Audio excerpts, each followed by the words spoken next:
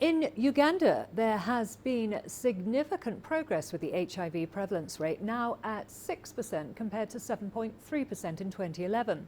The country is hoping to bring an end to new HIV infections by ensuring those infected receive treatment and eliminate mother-to-child transmission. CGTN's Isabel Nakirya now reports. At home, I never faced internal stigma. Josephine Nabukenya found out she was HIV positive after reading her mom's will. She was only 8 years old at the time, and the news shocked her. At that particular moment, I felt bad, right?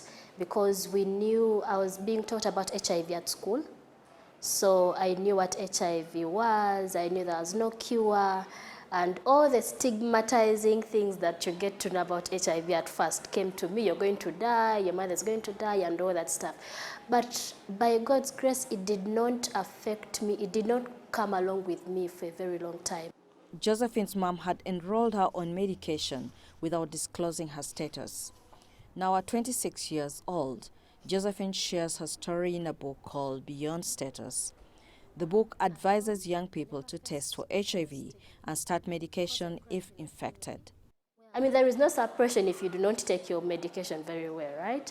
And knowing that at such an early age has helped me. Ever since we started doing viral load, I'll be honest with you that they've never given me my results with I hear copies or you're not suppressed. I've always been undetectable. And it is always because of the good adherence that I've always had from day one. Not because it's easy, but even when it's hard, I find ways of actually going through and taking my medication regardless of the scenario. Have everyone. Josephine now gives talks about HIV to various support groups. Support groups like this allow people living with HIV participate in activities together, as well as learn new ways of how to cope with the disease. And Josephine is here to ensure that they don't suffer discrimination like what she went through. HIV/AIDS agencies in Uganda warn discrimination can lead to drug resistance, affecting the health of HIV-positive people.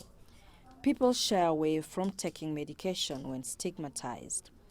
The 2018 report by the Uganda Virus Research Institute shows 2 in every 10 people living with HIV suffer drug resistance. It affects the fight against HIV quite significantly, because every time you have someone with the resistant virus, they are more likely going to progress to disease later on. This is someone who can pass on the virus, unlike someone who has a virus which is still susceptible to treatment and is well controlled, it's undetectable. The government is trying to get as many people tested and put on treatment and to ensure they adhere to their treatment.